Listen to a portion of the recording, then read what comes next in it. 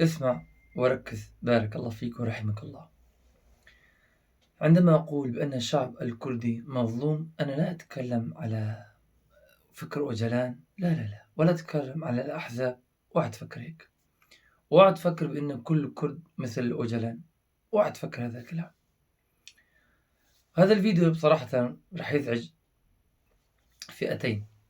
الفئة الأولى اللي هم من بني جلدتي، لأني أنا ماني فكر أوجلاني، لأني كردي حر.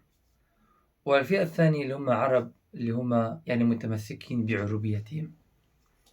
طبعا أنا أقول إن شاء الله كلامي لا يخالف شرع ربي، هذا أهم شيء حقيقة. أما بالنسبة لآراء الرجال لا أهتم بها أنا. طيب، الشعب الكردي عندما أقول إنه مظلوم، وهذا حقا أنه شعب مظلوم، خاصة بعد سقوط الخلافة العثمانية، فانظلم الشعب كثيرا. الآن تقريبا 100 عام الخلافة سقطت، 100 عام. فهذه يعني 100 عام، هل تستطيعون أن تتخيلون كم من الأفكار الخبيثة، كم من الأفكار الغريبة زرعت وبنيت بين الشعب، بكل الشعوب حقيقة. الآن أنا أعمم بكل الشعوب الآن. لماذا؟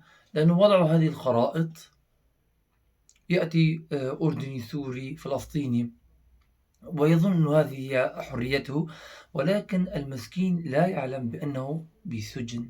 أنت مسجون على فكرة، هل تعلم ذلك؟ بأنك مسجون، بأنك مسجون في خريطة، ألا وهي خريطة سايس بيكو. هذا السجن لك. إذا نعود قبل 100 عام، قبل سقوط الخلافة العثمانية، هل الكرد يعني انزرعوا يعني من الأرض ولا نزلوا من السماء؟ لا، صاحب هذا الأرض والسلاجقة يعني سموا كردستان. لماذا سموه كردستان؟ لأنه فيها خيال؟ لا، إذن فيها قوم من الكرد، فيها كرد. والكتب صراحة حتى يعني إذا تعود إلى خرائط العثمانية، فيها خريطة كردستان. أنا أبين لكم حتى لا تكونوا من أتباع سايس بيكو، ولا تكونون أنتم يعني متشددين لآرائكم، ولا تكونوا متعصبين لآرائكم. مو تأتي والله تقول والله أنتم بلا وطن وهكذا، ثم تغيظ الكردي والكردي يغيظ العربي، يرفع علم إسرائيل وهلم ما جرى. يلا يا معلم، نفوت بالجاهلية الأولى. نعم، هذا اللي صاير حاليا.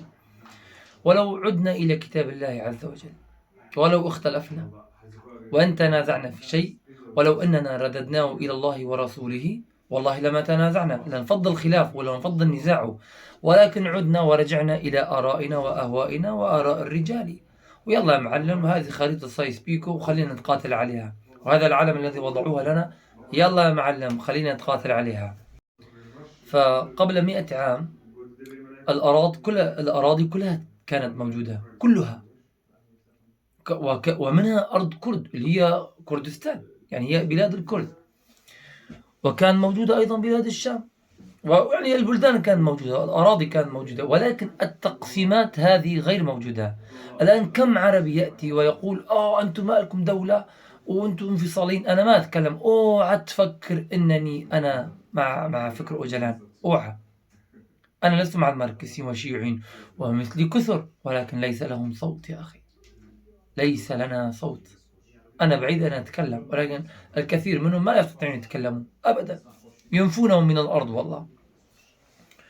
فأنا عندما أتكلم عن الكرد وتاريخ الكرد، أنا ما أتكلم على الماركسيين والعلمانيين والديمقراطيين، لا. وكذلك أنت أيها العربي، عندما تتكلم على العرب وتاريخ العرب، أنت ما تتكلم على هؤلاء صدام وبشار، يعني هؤلاء الشرذمة. ما تتكلم على التاريخ، تتكلم عن النخوة. معروفين العرب بهذه الصفة، الكرم والنخوة والشجاعة.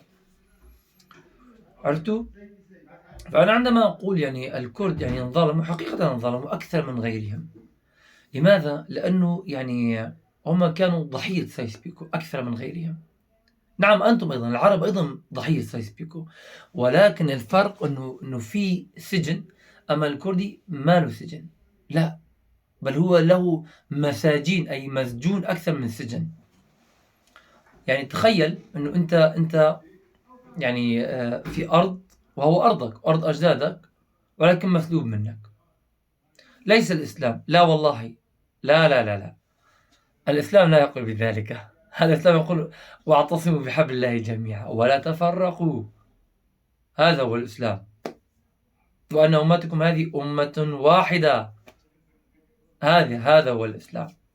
الإسلام لا يؤمن أحدكم حتى يحب لأخيه ما يحب لنفسه. هذا هو الإسلام. الإسلام لا نغيظ أخي، لا نسبه، لا نراه فئة ثانية أو درجة ثانية، لا أن أرى نفسي بأجنحة وبلا أجنحة، لا أن ترى نفسك تاريخك أعظم من تاريخ غيرك، لا، هذا كله زدته بجاهلية. النبي عليه الصلاة والسلام شبه المؤمنين بجسد الواحد وشبك بين أصابعه. الله، لو نفهم هذا الحديث ولا نتبع هذا الحديث، ولو حقا نتبع كلام الله عز وجل وكلام رسوله صلى الله عليه وسلم، والله لما اختلفنا. لا والله لما اختلفنا. فالآن اللي صاير، يأتي واحد ملحد يتكلم باسم الكرد، العرب يفكروا، والله الإخوة العرب يفكروا أنه هذا هو الكردي. يا حبيبي، هؤلاء لا يمثلوننا. طبعا هذا كان راح يصير ضدي، بس لا تمثلوننا. الديمقراطيين والعلمانيين والمركزيين والشيعيين لا يمثلوننا نحن كالكرد. والبعثيين والاشتراكيين أيضا من العرب لا يمثلون العرب. يمثل فئة، أنا أتفق معه، يمثلون فئة، ولكن الكل طبعا وحتما لا، ولا تستطيع تقيس بذلك. فإذا خرج فئة، الذي أريد أن أوصله إليك يا أخي بأن تقسيم كردستان لم يكن أمرا عبثيا حقيقة، لا، ليس فقط لتحريم الكرد من أرضهم صراحة، لا، وإنما لتفكيك الأمة زيادة. الآن خريطة كردستان إذا تفكر فيها، شوف، أول بلد هو عجم، نحن نبدأ فيه، وبعدنا ماذا يأتي؟ عرب. الآن ما أمامي خريطة، ولكن إذا تفكر فيها، هذه كردستان تصل إلى أرمينيا، تمام؟ فماذا فعلوا؟ كان في هنا كردستان أيضا حمراء، كلهم كانوا مسلمين وأبادونا إبادة، ما أحد تكلم.